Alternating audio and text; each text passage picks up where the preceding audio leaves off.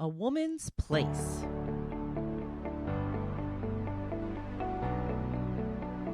Welcome to Change the Conversation with the Hopefulist. My name is Wendy McClure, and it's time we had a conversation about living in a patriarchy and how that affects our lives. Together, we can make a difference and change the conversation. Hello, and welcome back to Change the Conversation with the Hopefulist. I am Wendy McClure, and I thank you so much for being here and for listening and for trying to figure out how we, as women, can change the conversation. This week, I wanted to talk about a woman and her place, a woman and her role in life, because they're just saying it out loud now. They're not trying to hide it.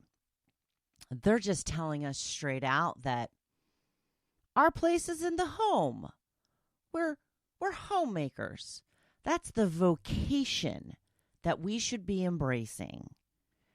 And if you're not catching what I'm talking about, there was a graduation speech done by the kicker of the Kansas City Chiefs who told the women in the audience who just spent 4 or more years working their butt off to get a degree that they should be most excited about becoming a wife, a mother, and a homemaker.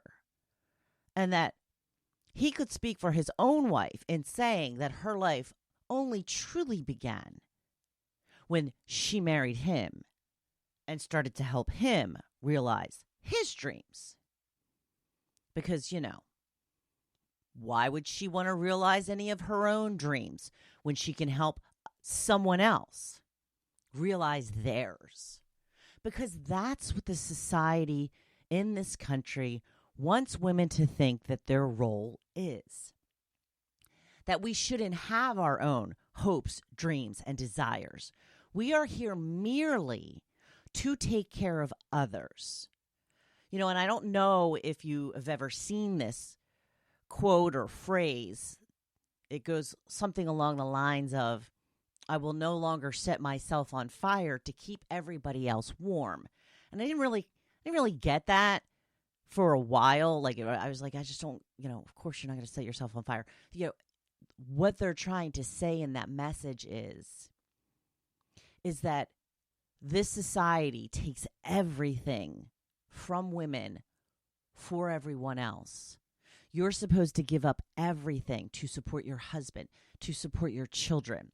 And then when your children grow up and leave, women are often left feeling bereft and adrift and lost and not knowing what their purpose is. And God forbid if a woman has been in a relationship, in a marriage, been a homemaker her entire life, and her husband just decides that he wants to trade her in for a younger model, now she's left with nothing. And if you even try to get some sort of financial settlement out of this, well, then you're a gold digger. You're a gold digger. You gave up your chance at an education, at experience, at a chance to move up, get raises, get promotions so that you could stay home and take care of your kids and that your spouse could go out and realize all of his dreams. And then when he decides he wants to trade you in for something that's maybe a little younger, a little perkier, looks a little better on the arm because it's not as aged, well, then you're supposed to just find your own way. You're supposed to go to McDonald's and make minimum wage to live out the rest of your days. Yeah, that seems really fair when you put it that way.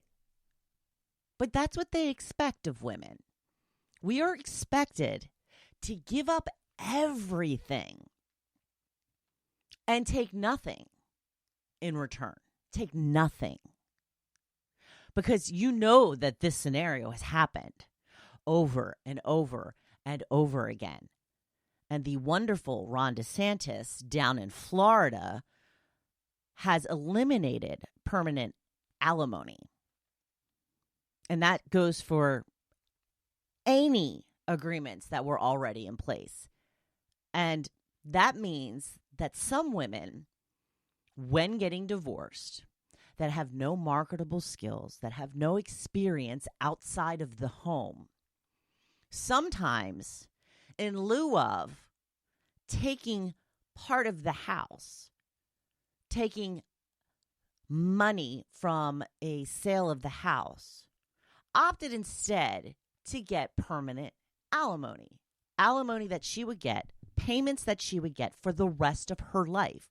So she forwent other assets because she was going to get this. And since the governor of Florida decided he didn't think that was right, that means that these women who made these agreements maybe 20, 30 years ago have nothing now. They can't pay for their health insurance. They can't pay for their rent. They can't pay for anything. They are basically destitute because they did what society said they should do, dedicate their life to a man. And this is what the man did to them. But we're selfish if we want to do anything that is outside of wife and mother. And the biggest thing that gets me is we've all fallen for it for so long. We've all just accepted that this was the status quo, that this is the way that things are, and that there is nothing we could do about them. Well, I know I've woken up. I know that I'm going to call this BS out every chance that I get, because this kicker of a football team stands in front of a class that just completed all of their studies. And I can't speak for everyone, but college was hard for me. It was difficult. I had to take courses that were required that I had to take over sometimes 3 times. I'm not a good numbers person, and I'm trying to stop saying that because that just reinforces the fact that I'm not good with numbers, but I had to take something called statistics. I had to take 4 of them. 1, 2, 3, 4 statistic courses. And I wasn't good at any of them. And part of the reason that I had such a hard time in college is because I had such an easy time in high school. I didn't have to study in high school. I took the easy classes, and I had never really, built up that I've got to buckle down and study muscle in me until I got to college and had a rude awakening that, yeah, indeed, I was going to have to study. I was going to have to do the homework, and I was going to have to learn. I wasn't used to that. I rejected that, and I got myself in a lot of trouble academically. But I came around. I figured it out. I finished. And it was difficult for me. College requires you to take a lot of courses that have absolutely nothing to do with your major. Nothing. I had to take a language or world religions classes. One or the other. Now, I tried to take a language at first. I didn't do very well with that. And apparently, since I took the easy classes in high school, I had what they called a deficiency from high school when it came to languages. So I had to take a language course just to make up for that deficiency before I could go on to their requirements. Now, that was my fault for taking the easy classes. I didn't really think I was going to go to college. I thought I was going to go to some sort of tech school or something like that. And then when I decided to go to college, I really was taking all the wrong courses in high school. And again, those courses in high school that were very easy for me made me very lazy. Didn't teach me how to study. Didn't teach me how to learn properly.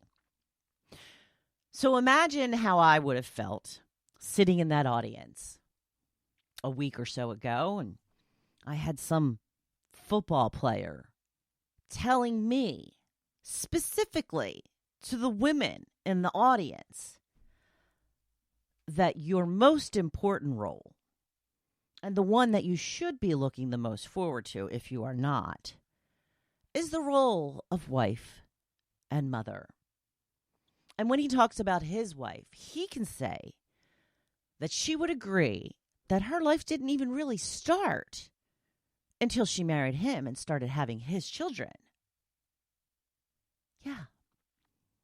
This is what you're hearing on the day of your graduation, the day that you worked so hard for, that you stayed up, till the middle of the night, sometimes all night, working on projects, studying for tests, doing all of this stuff. 4 years. 4 years it takes to get a degree. Some it takes longer for. Took me longer. My niece is going to college longer than that. She transferred, as I did. When you transfer schools, that really throws everything into, it's just a mess. Credits will transfer, but not as they were. And I had all of this back and forth. And, and then at the end, when I was graduating, I got a D in 2 of my classes. And I couldn't graduate because they were core courses. And I needed to have a C. So then I had to take summer school. And I had to retake those classes.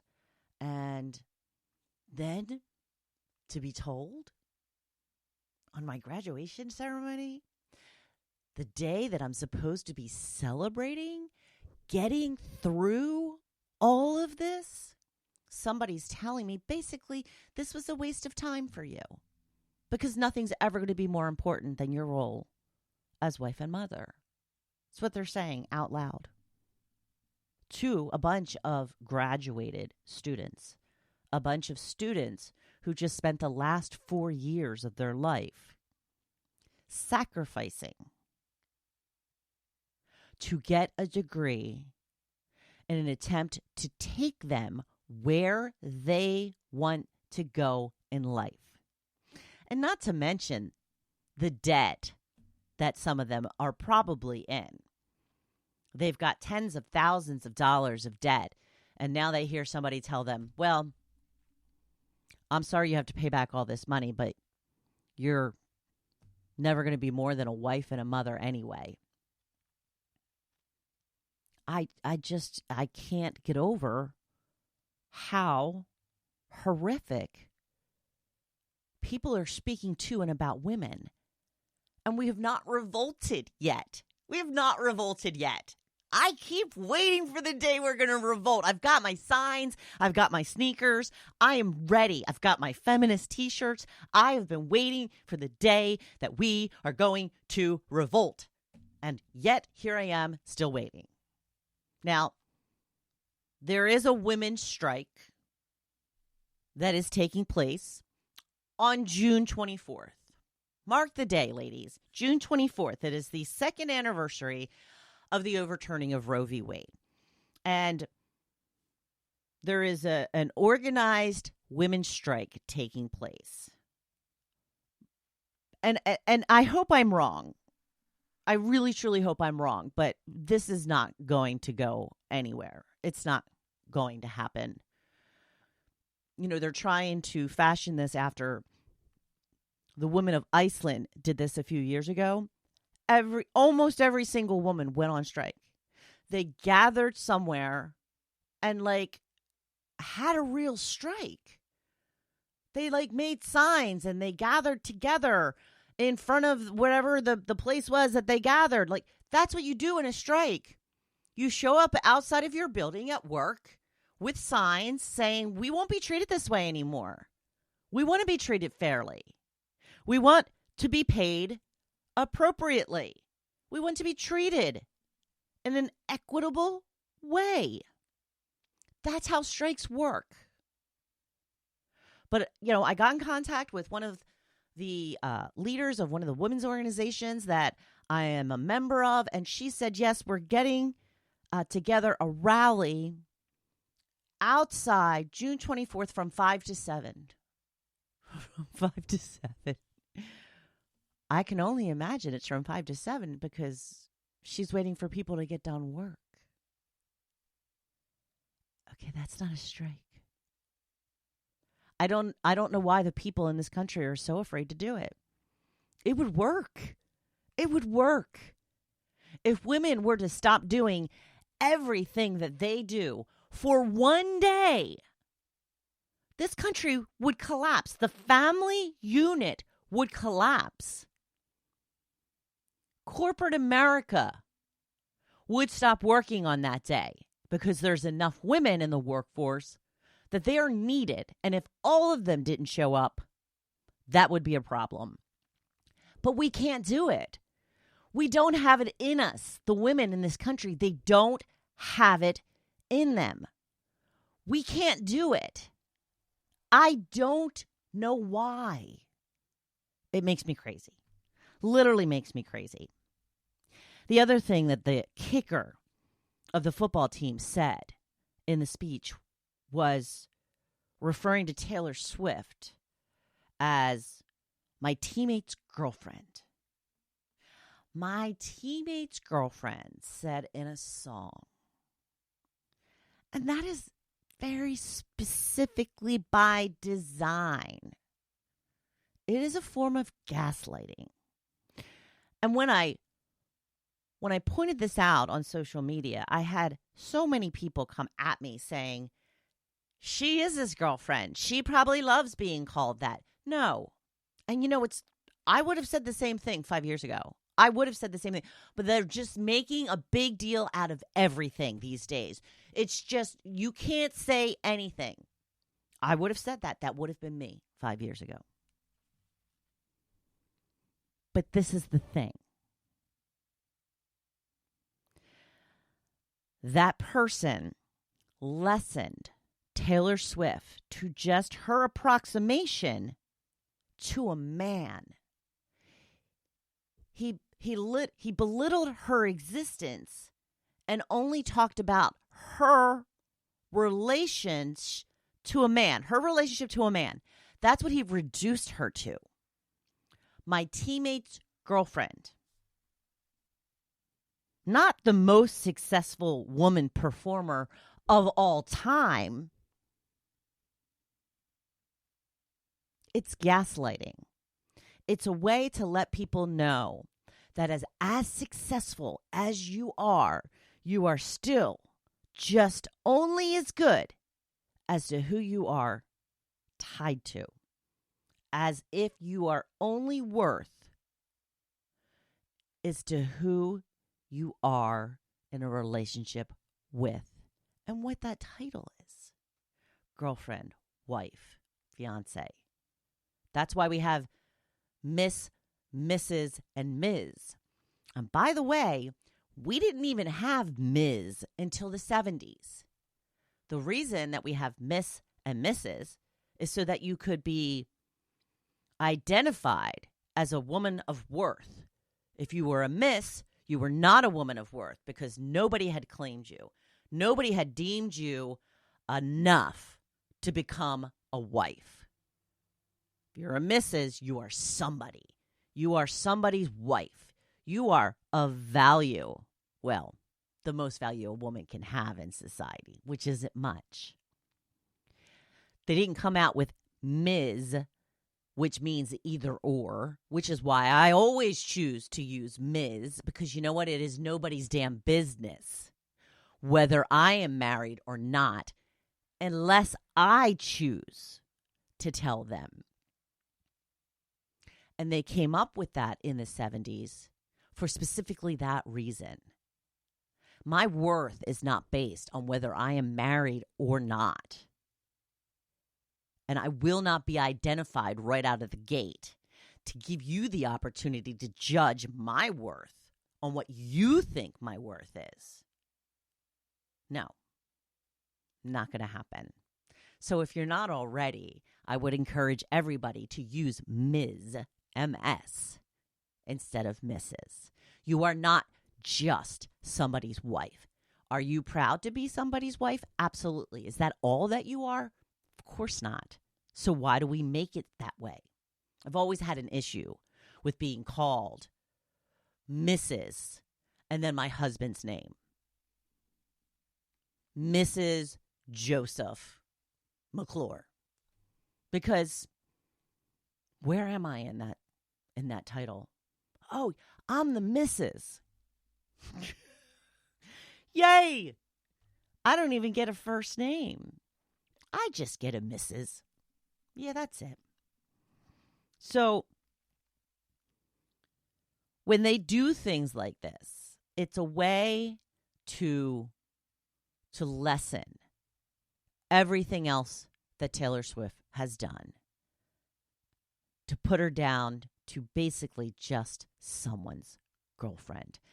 Does she like the title of Travis's girlfriend? I'm sure that she does. She is a lot more than that, though. And that is the point we are all trying to make. How would the kicker of the Kansas City Chiefs like it if everybody just referred to him as kicker? Or if everybody just referred to him as so-and-so's husband? It's not all of who you are. And you want to be described accordingly, appropriately. And I won't say his name because he doesn't deserve to have his name said. Because he is not a person to me. He is a position on a football team. That's exactly what he's done to Taylor Swift. Exactly. And she is a hell of a lot more successful than kicker. You know, and it really goes to this point of why so many women feel lost and adrift once their kids grow up. Going back to what I talked about earlier. We are so conditioned to be someone's wife, to be someone's mother, to be the caretaker, to be the homemaker, to do everything, to take care of everyone except ourselves. That when the kids do grow up, go to school, go to college, get a job, move out, start their own families, this is why women of a certain age are so depressed. Why so many of them start to go on antidepressant and anti-anxiety medication because they're lost. They don't know who they are anymore. You know, it's like the man who has given his whole life to work and then retires and falls into a deep depression because he doesn't know who he is if he's not the CEO of this company. It's the same thing for women once their children leave home. Now, we understand it when it comes to men and their retirement, and we try to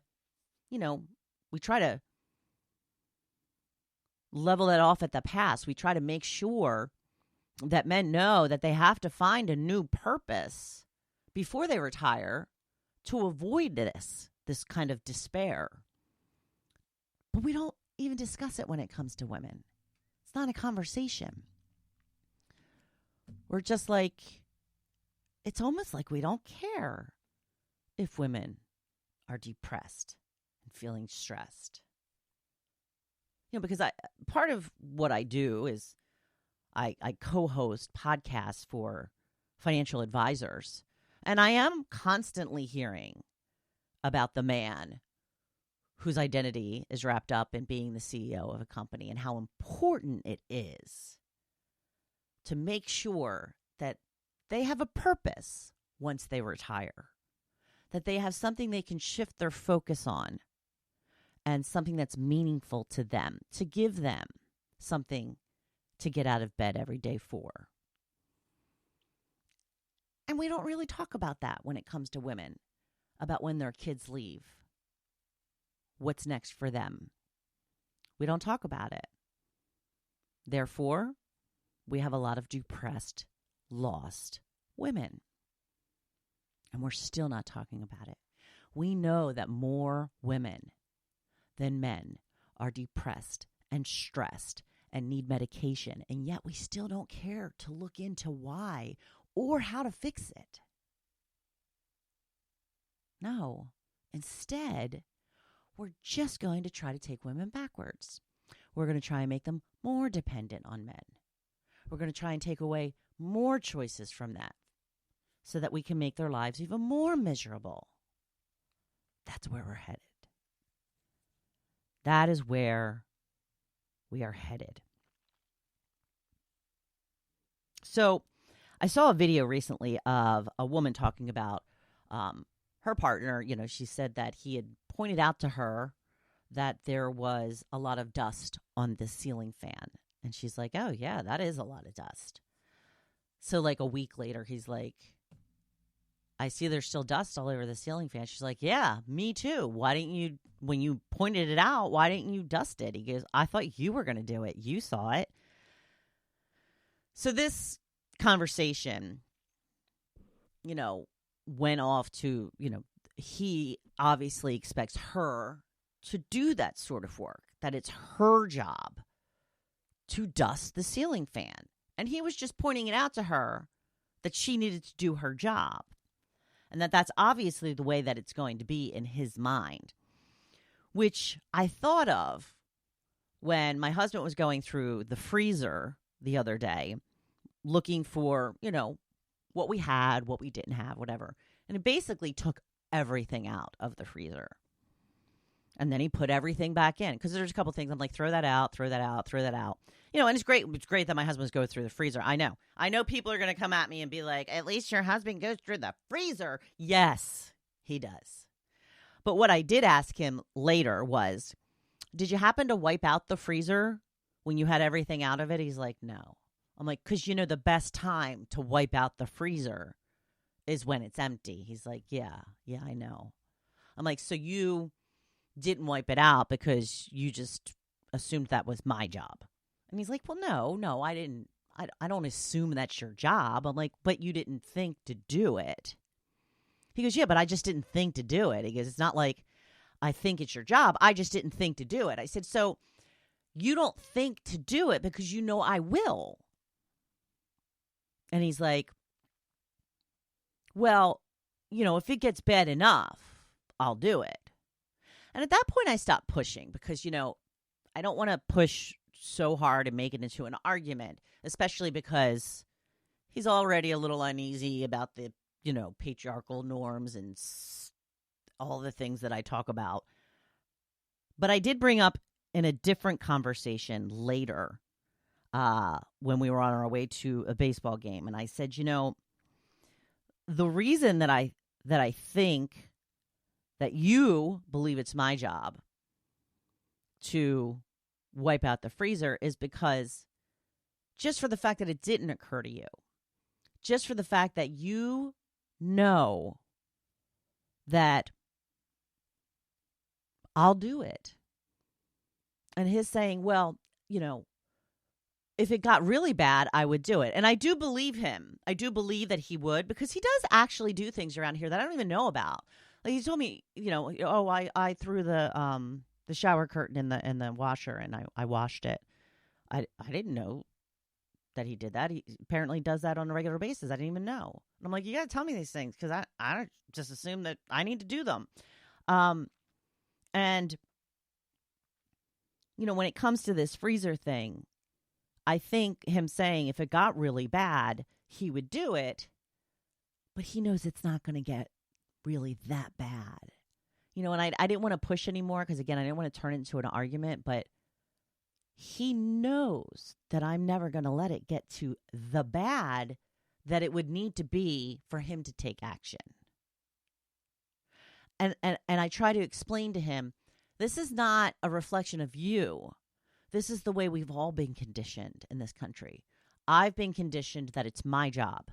You've been conditioned to not have to even think about it. Right? Not his fault.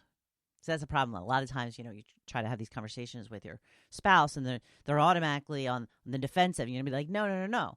I'm not blaming you per se. I know why you do what you do, but this is part of the point. This is part of what women are talking about, part of what women are discussing. So how do we change this conversation? Well, I want you to start asking straight out. Is my only role in life to be a wife and mother? Is that my only role?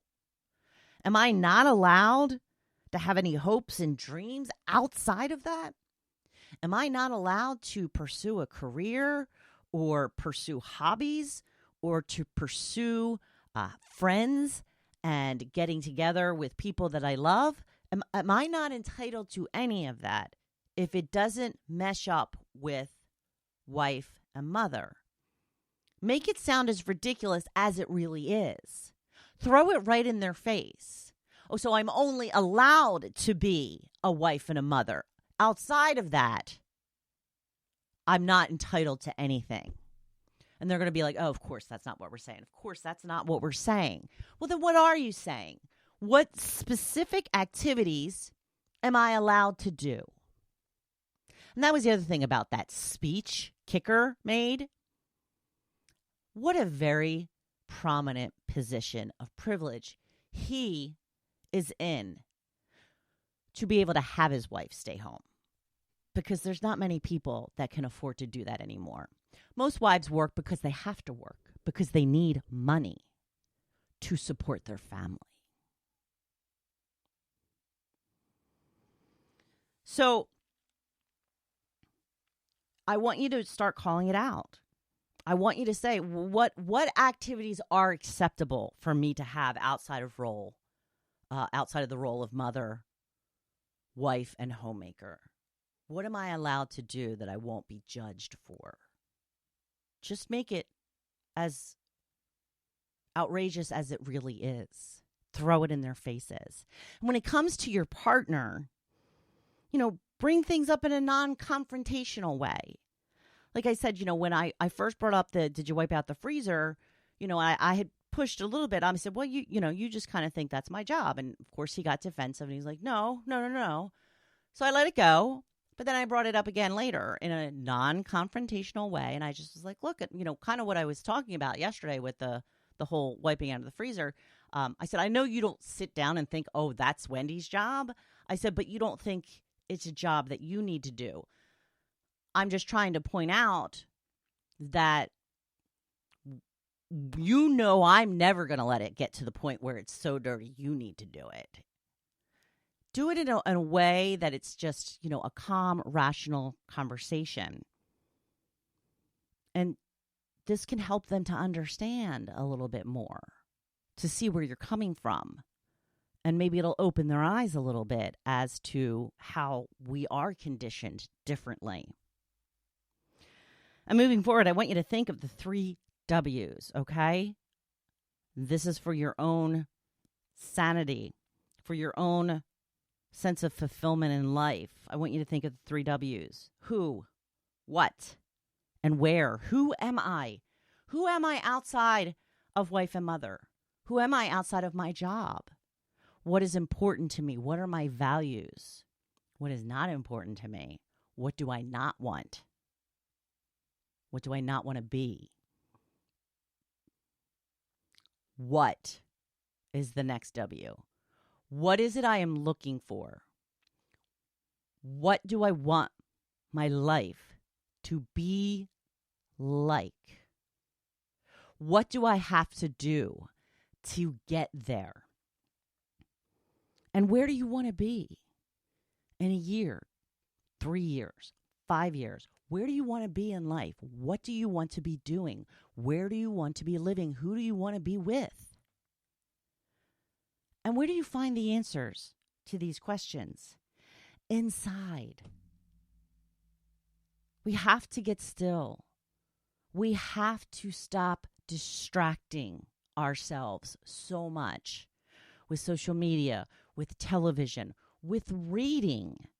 Reading is a huge thing for me. I read constantly. Reading is a form of distraction. I get out of my own world and get into somebody else's. And reading, I think, is a very good thing, except when it's being used as an escape. And I have done that most of my life. We have so many things to distract ourselves with these days that we never have to sit with a single thought in our head, ever, if we choose not to. So I urge you to journal, Journal, journal, journal. The most successful people in the world journal.